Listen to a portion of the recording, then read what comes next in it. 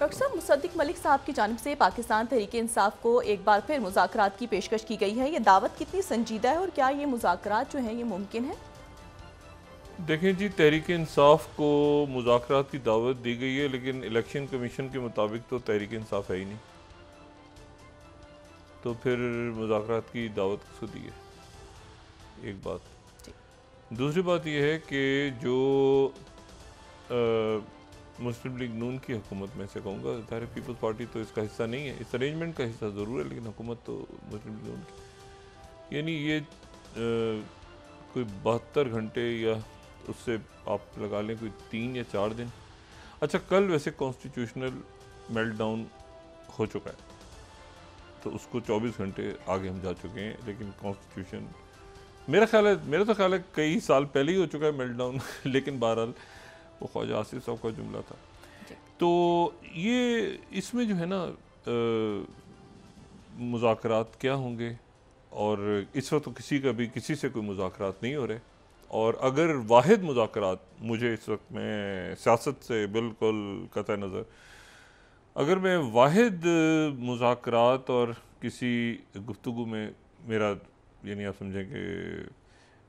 उधर मेरा जहन है, तो वो ये है कि जमात इस्लामी ने जो मुतालबात रखे हैं जी। अभी, तो किस हद तक जमात इस्लामी जो है वो अपने क्योंकि ये पब्लिक इश्यूज़ हैं, देखिए ना, वो ये हुकूमत और आगे पीछे, हालांकि जमात इस्लामी का एक फॉर्म 45 और जो 47 के हवाले से एक मौक़िफ़ है इलेक्शंस के हवाले, लेकिन यहाँ पर वो इलेक्शंस की यहाँ पर जो इश्यूज़ उठे हुए हैं वो उन्होंने उठाए हुए हैं कि 500 यूनिट बिजली इस्तेमाल करने वालों को 50% रियायत, पेट्रोलियम लेवी ख़त्म की जाए, अच्छा, और हालिया इजाफा वापस लिया जाए, अच्छा, 20% कमी की जाए अशिया ज़रूरियात की कीमतों में। लेकिन इसमें जो सबसे अच्छा, हुकूमती अखराजात कम करके गैर तरक्याती अखराजात पे 35% कट लगाया जाए। मेरा तो ख्याल है कि गैर तरक्याती का तो ऑडिट होना चाहिए पिछले पता नहीं कितने सालों का। अच्छा, फिर उसके बाद ये बड़ा इंपॉर्टेंट है, कैपेसिटी चार्जेस और आईपीपीज़ को डॉलरों में अदायगी का माहिदा ख़त्म किया जाए, और आईपीपीज़ के साथ किए गए तमाम माहिदों का अरसर जायज़ा लिया जाए। वो बंदे इधर ही घूम रहे हैं, कमाल देखें आप, ये कोई बाहर के नहीं बैठे हुए, वो इधर ही बैठे हुए हैं, यहीं से डॉलरों में उनको पैसे अदा हो रहे हैं, और बिजली पैदा नहीं हो रही, बल्कि ज़्यादा पैदा हो रही है, मतलब ज़्यादा पैदा होने के पैसे उनको दिए जा रहे हैं, और वो ज़्यादा पैदा करें तो उसकी वो तरसील नहीं हो सकती, और ना मुल्क में इतनी ज़रूरत है बिजली की, और तो ये अजीब रौला है। अच्छा जी, और तो ये इम्पोर्टेंट है कि आईपीपीज़ का क्या बनता है, और जिन लोगों ने खाया है पैसा इतने साल, उनका क्या बनेगा? देखें, मतलब मैं आपको सिर्फ एक बात बताऊं, 3 इश्यूज़ हैं, सिक्योरिटी, मईशत, और ये जो फॉरेन पॉलिसी और सोशल इंटरेस्ट, अब मैंने ऐड किया हुआ है इसमें 2, ज़ाती राय है। आपकी मईशत, आपका सोशल इंटरेस्ट, आपका सिक्योरिटी, आपकी फॉरेन पॉलिसी उस वक्त तक ठीक नहीं हो सकती कोई चीज़ जब तक इस मुल्क में, अच्छा, मैं ये कहता जाऊंगा ये हो या ना हो, लेकिन मैं अपने एक स्टांस पे कायम, जब तक अक्रॉस द बोर्ड एक प्रॉपर रुथलेस अकाउंटेबिलिटी ना हो, across the board proper ruthless accountability ना हो, और लोगों को ये बात समझाई जाए, यानी ये 85 की सियासत तो ख़त्म हो गया ना, वो जो ज़ियाउल हक साहब का मॉडल, वो तो ये तो अब ऐसे ही बस अपनी आखिरी सांसें ले रहा है, ये जो एक सियासी, और बड़ी बदकिस्मती की बात है, मुशर्रफ साहब के वक्त में ये यूथ पार्लियामेंट बनी थी, और उसके बाद भी इसके ऊपर काम हुआ कुछ, लेकिन फिर उसके बाद वही ख़ानदानों के बच्चे और वही वही लोग, उसका भतीजा भांजा, और अक्रॉस द बोर्ड पार्टियों में, सारी सियासी जमातों में भी, और आपको ब्यूरोक्रेसी में भी, ब्यूरोक्रेसी थोड़ी सी आपको इसलिए बेहतर नज़र आती है कि वहाँ कहीं ना कहीं कोई कॉम्पिटेंट आपको लोग मिल जाते हैं, कुछ ना कुछ करने वाले डूअर्स आपको मिलते हैं, और लेकिन ये बाकी जगहों पे तो, क्योंकि मैं ब्यूरोक्रेसी में फिर फॉरेन सर्विस भी है ना, बाकी तो हैं और अच्छे लोग हैं, अच्छे सारे, जो अपने आप को ज़रा बचते बचाते लेके आगे निकल जाते हैं,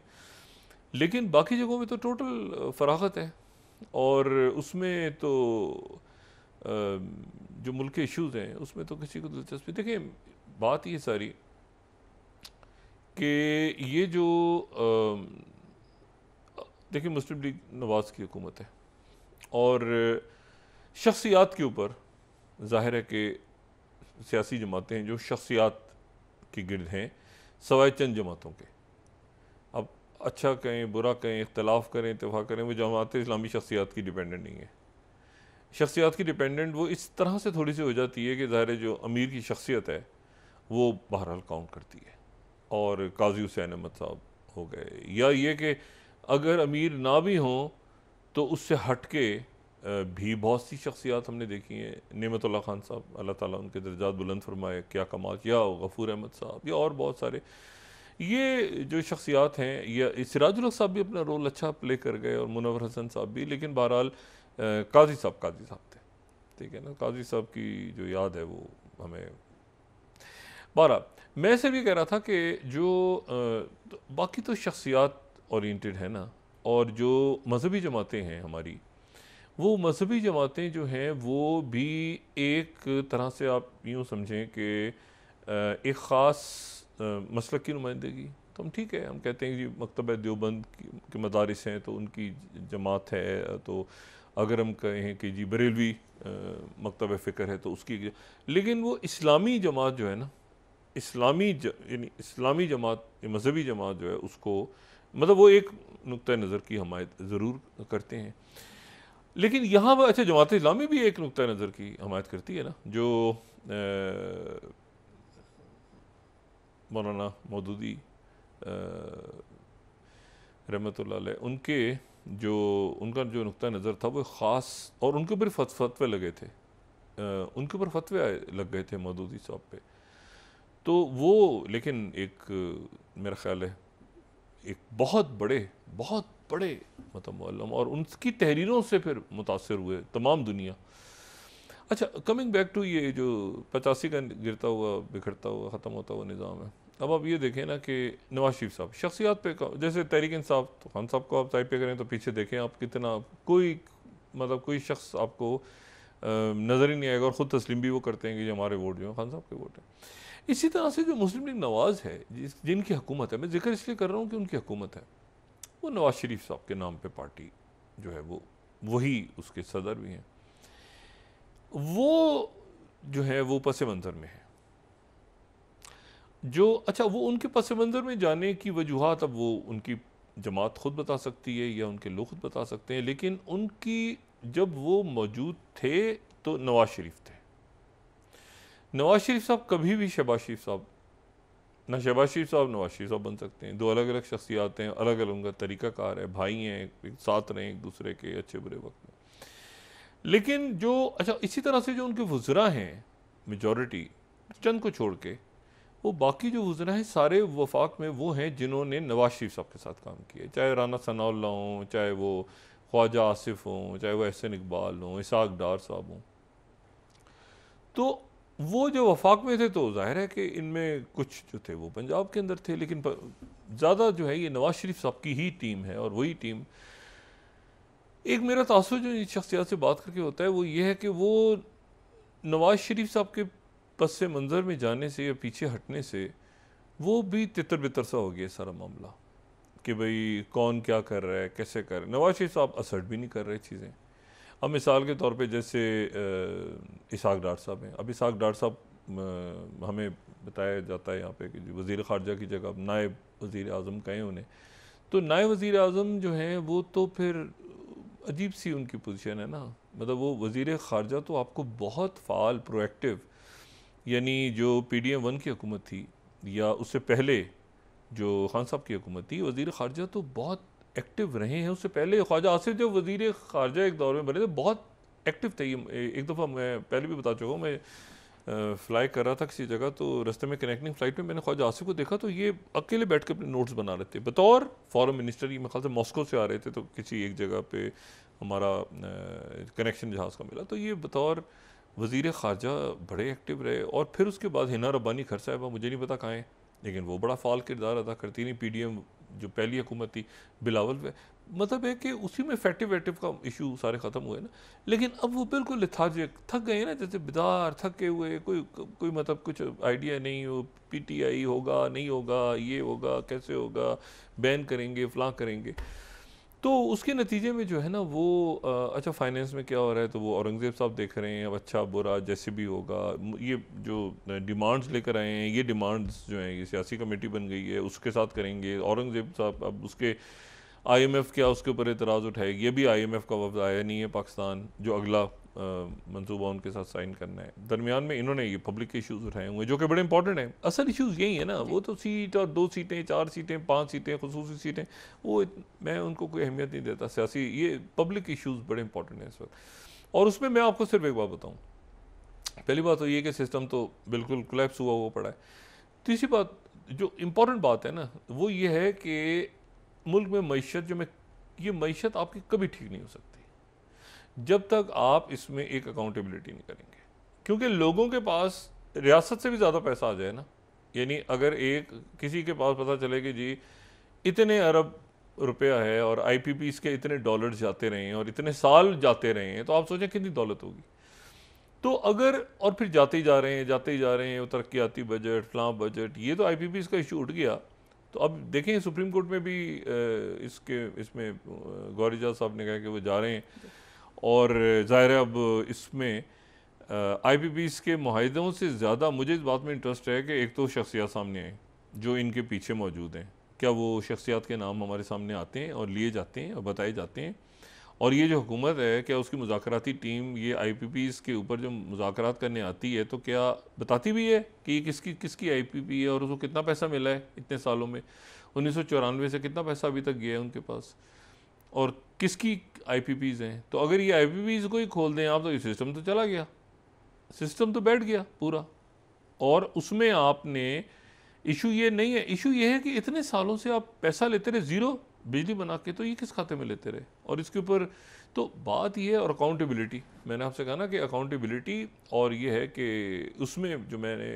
ये बात पहले भी की थी कि नाहल लोगों को